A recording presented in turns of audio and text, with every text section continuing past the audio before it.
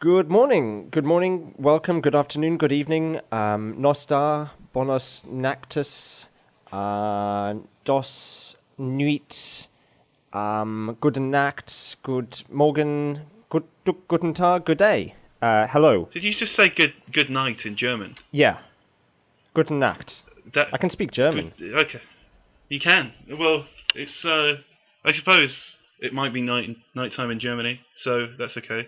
I don't have a problem with that. I had to learn German in order to get this job at Mix and Mojo. Oh yeah. They needed someone who could speak every language. I chose the fists path through that part of the application. Oh, yeah. And punched the guy out, and it was a slightly easier. There were less puzzles, but I got the job. So Yeah, Guten Nacht is actually the only thing I can say in German, but it can be used to answer any question.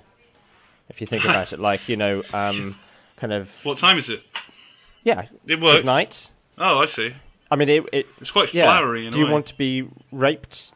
Good night, as in, no, I don't. It's pretty much interpreting everything. You can interpret it either way. That's the problem.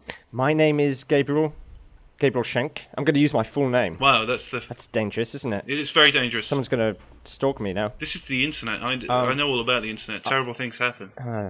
No, the internet is one of our most trusted.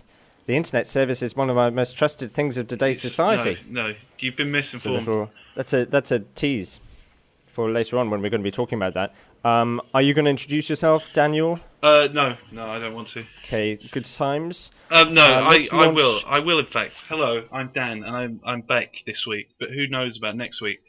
Oh yeah, I forgot you weren't here last week because we just did the phone conversation. Yeah, at E3. I've got to be honest. I heard the podcast, and I can't remember a single moment of that phone conversation. But I mean, it was a hell of a time we had there at E3. Well, the problem was I said, "Can you go to E3?" And you thought I meant, "Can you take 3 E's?" Yeah, it's. So that's. I think what I you was did. hearing what I wanted to hear. To be perfectly honest with you. Yeah. I think we should. Usually we'd launch into the cook chase, but no, I'm not going to do that this week immediately because I've got a bone to pick with some of the people from in the comments from the last podcast. Alfred J says, "Is it weird this podcast reminds me of that Flight of the Conchords BBC radio series?" No, it's not weird. It's very good. We are exactly like Flight of the Conchords, except without the music, obviously, and without the humour. Yeah, But, this is. Thank you for that. That's a comedy comparison. series, and we're trying to present news here. That's It's not a favourable comparison, if you ask me. Yeah, exactly. This is a very serious It's like program. someone said, I watched Newsnight last night, and it reminded me of that film Knocked Up, starring Seth Rogen. Yeah, exactly. I watched Prime Minister Questions the other night, and that reminded me of this podcast. It's very much the same sort of thing. Everything's a reference to something else. I'm glad we've entered, culture to the extent that I mean, I can see the comparison. All we need is someone. We need to basically insult each other in the most polite way possible. So I could put my esteemed friend on the other side over here has not taken into consideration the facts. I'm asking all the difficult questions, like, are you a virgin? That's my main question That's come up. that I ask people. When I meet them, That's come up before. are you a virgin? Am I a virgin? Were you bullied? No, I'm not. Don't answer that question, because it will be too personal. Well, I have an answer to that question if you'd like to hear it. I don't want to hear your sordid answer. I know the answer. I know all about your... Ask me the question. Go on, ask me the question. Are you a virgin? Guten Nacht. Ah! That works. It works really well. Anyway, so that wasn't even the contentious part of Alpha J's comment. What I'll go into it. He said, kind of the same humour, and Gabez totally sounds like Murray. So I thought, okay, well, fine.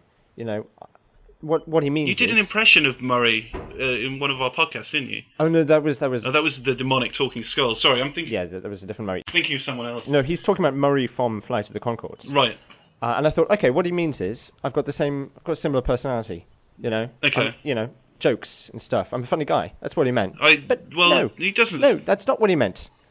That's not what he meant, because he says, totally sounds like Murray, and then he gets worse. Bombadil, on loan from Middle-earth, chips in and says, yeah, I also watched the first season of The Flight of the Conchords, and they, quote, totally sound the same, with the emphasis on sound. Yeah. Now, am I going to Am I going to make a generalization and suppose that Alpha J and Bombadil are both Americans? Well, therefore they can't tell the difference between a New Zealand and an English accent. Let's see if there are any words that they would have spelt differently if they were English. And that's an Americanism.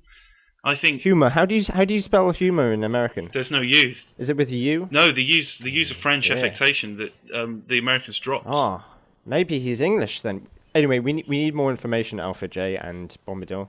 We need to find out where you're from and kind of like, what did you mean the accent? I mean, if you listen to this clip of Murray from Flight of the Conchords. It is not a scam. Why would someone want to scam me, Jermaine? And on the internet service, one of the trusted things of today's society. And you hear my accent. You know, it's completely different. I mean, it's an insult to the glorious kingdom of the Kiwis. I actually think you do sound the same. But I have an English accent. I know, but I don't sound as New Zealandish at all. You need to just. Oh no, I've gone into South African now. Yeah, that's definitely South African. We've reached the part of the podcast where I have to apologise to every nationality already. Yeah. We're only like what are we? 6 minutes in. Hey, that's. And we've already reached and we haven't even done the cook chase yet. This is a travesty. This one. Shall we just attach a disclaimer to the thing where it says? We apologise to people of all nations, blah, blah, blah, except Brazil, obviously. Yep. Brazil, kiss my ass. Yeah. That's something of an in-joke. I'm not a racist. But yeah, Brazil, we're not interested in you anymore. I should apologise to the wonderful kingdom of the New Zealanders, everyone from New Zealand, or all 6 of them, or as they like to say, all 6 of them. It's a bit of humour. I'm trying to lighten the mood. Shall we launch into the podcast let's the start. Cook Chase? Okay, there's been 2 news posts. Stop the Press's Star Wars... Oh, I can't read that, it's too long. The Old Republic gets its own peripherals. Yes. And then there's also a level on Tatooine. And finally, there's Psychonauts. The publishing rights are reverted to Double Fine. What does this mean? It doesn't mean anything. It's complete nonsense. It means Double Fine may get some more money at some point. Possibly. Sometime. After Tim Schafer stopped pouring himself out at E3. Let's just drop E3 for now. I can't. Well, that's what you did. You dropped a few E's. 3 of them. Well, at least. Well, it was like I say, it was a big party and everyone was having fun. Anyway, that's the news.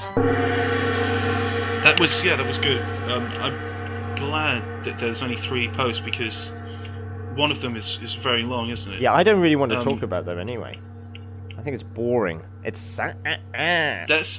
think it's quite satirical. I think we should talk about these new album covers that we've just released for this podcast and for another podcast that we did, the B series, which 4 episodes, 2 of them released, 2 of them not released.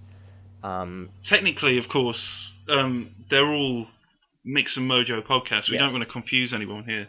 We don't want to confuse Jake Rodkin. We basically the way the LFN have set it up, and this is quite complicated, but it's based on the length of time. So these ones that we're doing that are under 15 minutes technically can't be classed in the same series as the ones that are 30 minutes.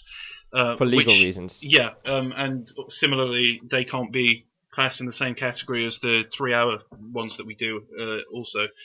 Yep. The story about the photo of me in the bath, firstly, that is me. It's not a CGI image. It's not an actor. That's not Tom Cruise. I know people have been saying it is, but no, that is actually me.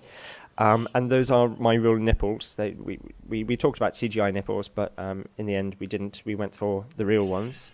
Yeah, that's another LFN thing, isn't it? They are slightly photoshopped actually, because what I did was before I got into the bath, I realised that I had really hairy nipples, and I have just a ring of wiry hairs around the nipple. So I thought, well, I've got to shave those off. But then I was in a bit of a rush. I didn't use shaving cream. I was like, what's the point of shaving cream? I suddenly thought, what's the point? Why don't I just not use it? And I realised what the point is. It really chafes, and it actually made it really Tim Schafer's. Tim's chafer. Yeah.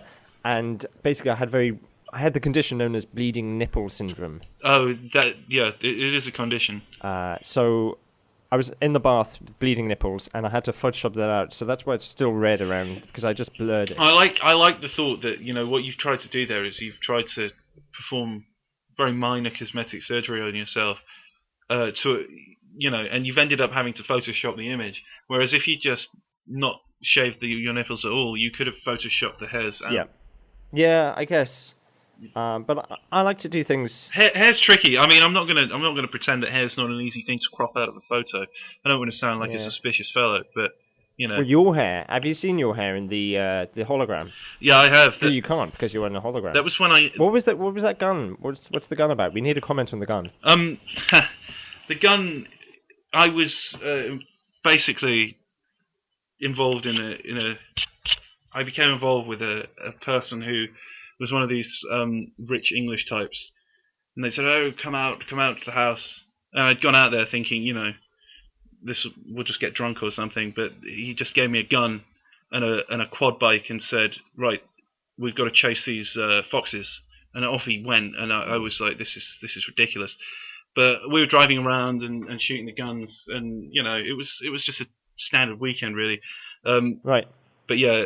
And that's when I phoned you up to do the podcast, and that's why you're in the hologram and everything, because that's an actual photo. Yeah, that's a photo of me. That was in the days before CGI imagery, and before I lost all my hair, which happened. Yeah, but to be fair, you cut it off, right? I cut it off, but that was because I found a potion in the one of the Mojo offices, and it said Jake juice. And I was like, well, look at the great success and virility that Jake has, brought. Yep. He's now creative director president of Telltale Games. Is that true? Wow. Which is, it's actually, I mean, in terms of a CV, that's fantastic because, he's putting out sort of at least 5 games a year, which is more than most people in the games industry put out in 2 years or even 5 years. And that's a good thing. But it turns out that, it's like I always said, I wanted to be like Hunter Thompson, and I wasn't specific enough. I should have made it very clear that I wanted his lifestyle, not his head. But yeah, oh well. There goes the head. We've got to be careful about the time though, because if we go over 15 minutes, then we will have to pay extra tax to the LFM. No, we just call it a B-side and confuse the hell out of everyone. Yeah, but then people would have to switch the album covers in iTunes. It's a nightmare. It's logistical horror. Okay. I just want to finish with one thing. I'm going to introduce a new hot topic. This week's Mix and Mojo comments. Hot topic.